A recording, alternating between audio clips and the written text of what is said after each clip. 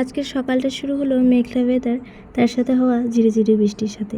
এই বৃষ্টির দিন ভালো লাগলেও এই বৃষ্টিতে কাজ করা অনেক হয়ে যায় দুষ্কর। মানে বিশেষ করে এই জামা কাপড় কেচে কোথায় শোকাতে দেবো এই ভাবনা চিন্তা করতে করতে দিন সময় পার হয়ে যায়। এই জামা কাপড়গুলো দুদিন ধরে রাখাই ছিল, জানো তো।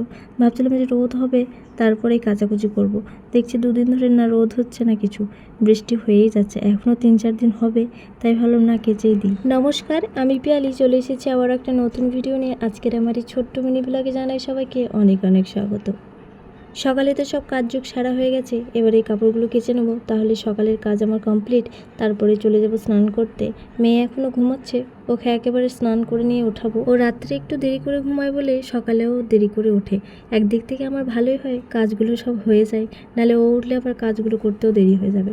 বেশ ভালোই। যাই হোক, এদিকে কালকে রাত্রে করেছিলাম লুচি আর আলুর দম। তো আলুর দমটা অনেকটাই হয়েছিল, তার জন্য রেখে দিয়েছিলাম সকালে মুড়ি খাবার জন্য। সকালে মুড়ি খাবার আর কিছু করতে হয় না, এই আলুর দম দিয়ে মুড়িটা খেয়ে নিচ্ছি। আমাকে আবার আলুর দম বা আলুর যে কোনো জিনিস, আলু ভাজা, আলু সেদ্ধ, এ দিয়ে মুড়ি খেতে খুবই ভালো লাগে। আবার দেখছি আমার মেয়েরও আলু আবার খুব পছন্দ। মুড়ি খাবারের মতো অতটা ঝামেলা থাকে না। মুড়ি খাবার কিছু না হলে ওই প্রেশার কুকারে আলু সেদ্ধ দিয়ে দিই, ওই আলু সেদ্ধ দিয়ে মুড়ি খাওয়া হয়ে যায়।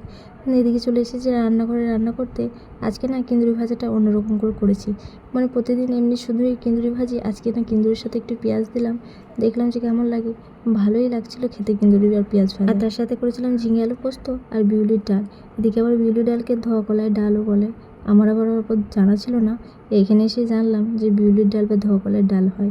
মামার বাড়িতে খেয়েছি কালো কলাইয়ের ডাল, সেটাকেই বলে ভেঙে মানে চোকাগুলো পরিষ্কার করে সেটাকে বিউলির ডাল বলে।